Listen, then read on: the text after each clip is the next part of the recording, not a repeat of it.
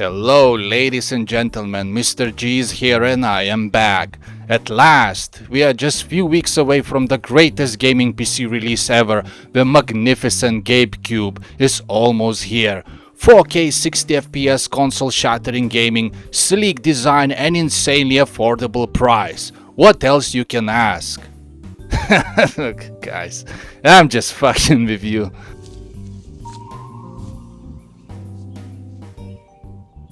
What the this piece of shit?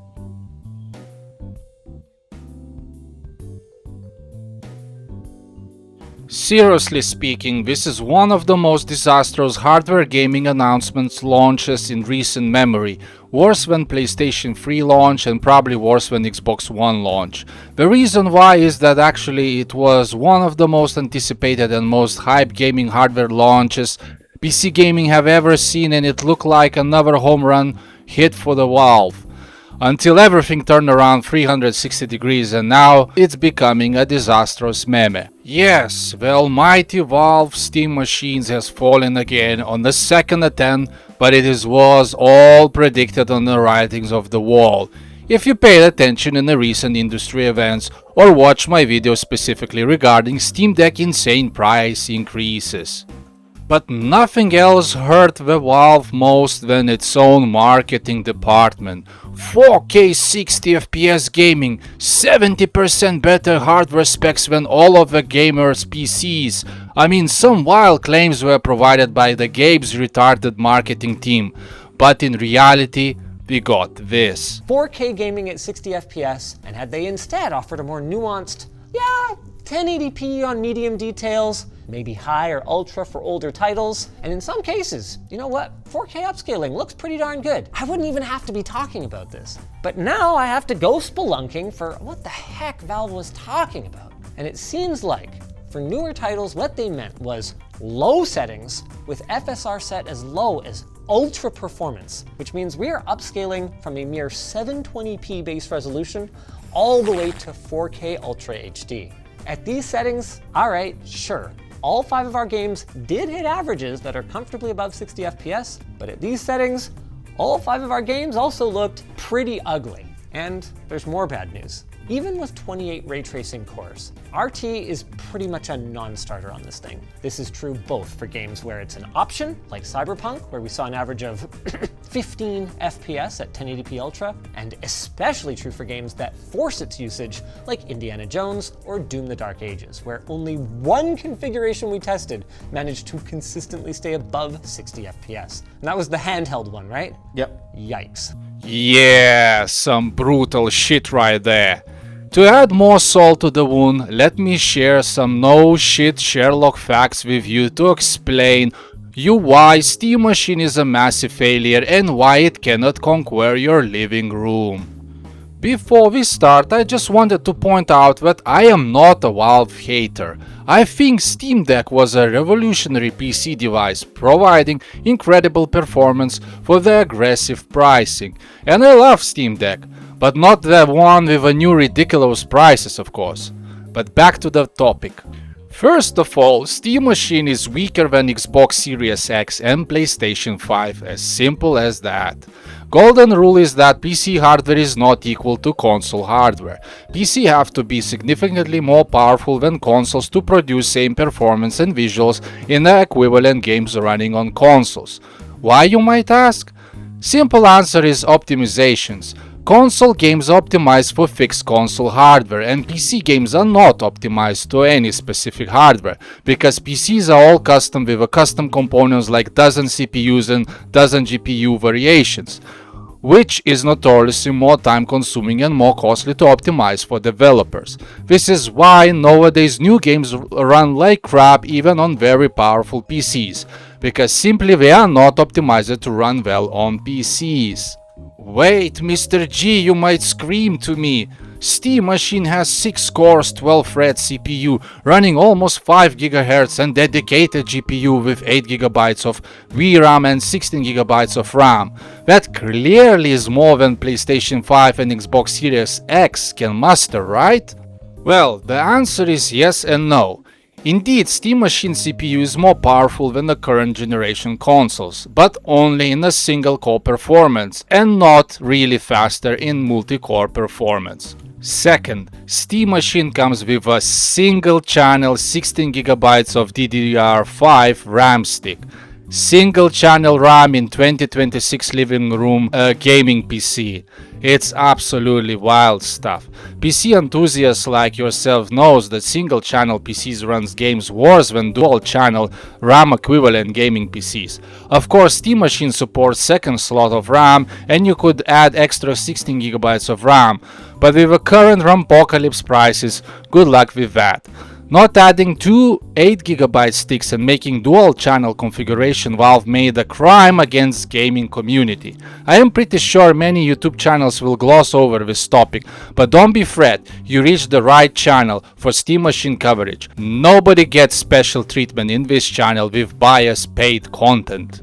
The beauty of the small channels, they say the reality as it is, so please do not subscribe to my channel. Do not dare to press that subscribe button, I am warning you, if you want me to keep reporting the truth as it is.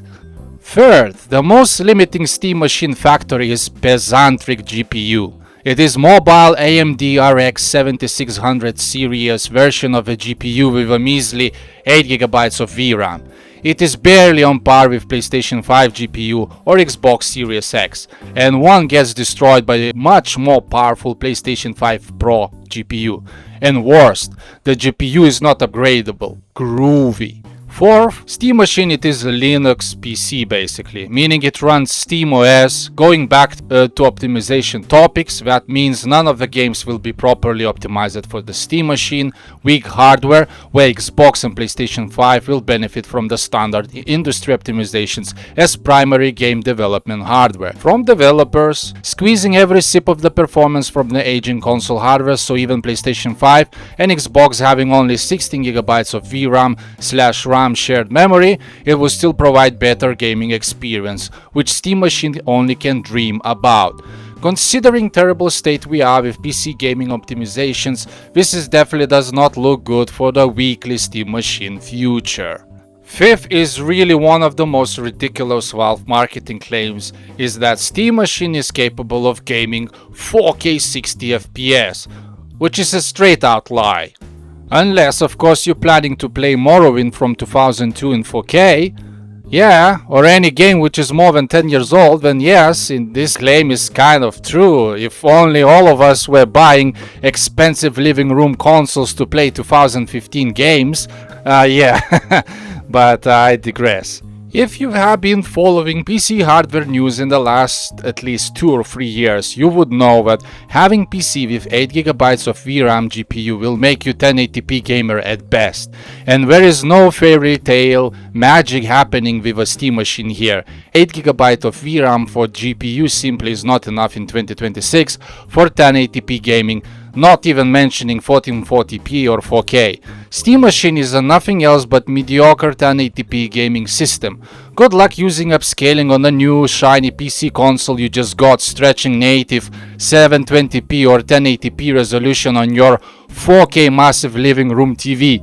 That will definitely bring some Switch 1 memories on trying to game 720p Switch games on your massive 4K TVs. Ouch! 6, and the most painful point, is the pricing.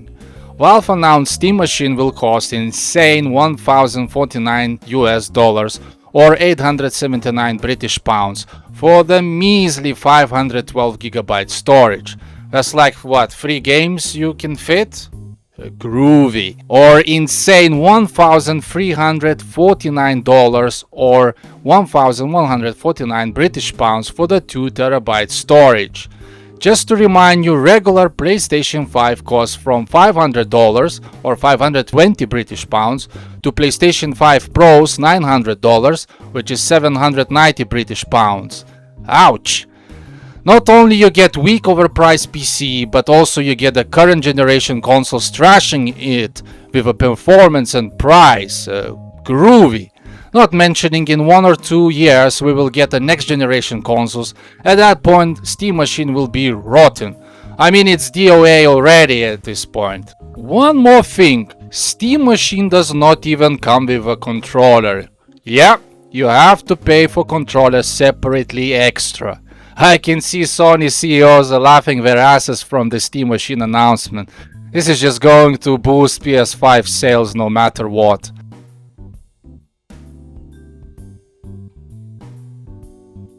This is it. The hardware gaming scam of the century is landing in a few weeks. It coincides with Gabe's purchase of the Florida mansion for $70.8 million last week.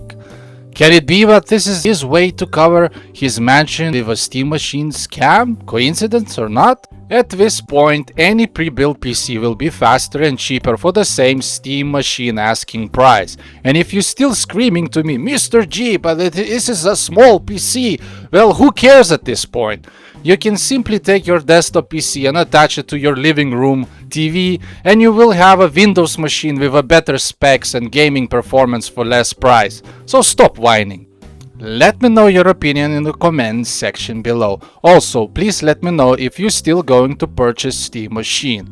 Few weeks ago I covered ridiculous price increase of a Steam Deck, and I find myself in the hot water of Gabe fans attacking me in the comments section below. Video to the link is above. Do you think I will get attacked in the comment section below? Please let me know in the comment section below. Oh, wait, my head is spinning now from all the belows and aboves. Well, thank you for watching the video. Your support of this channel is priceless. Mr. G signs out. Subscribe. Motherfucker.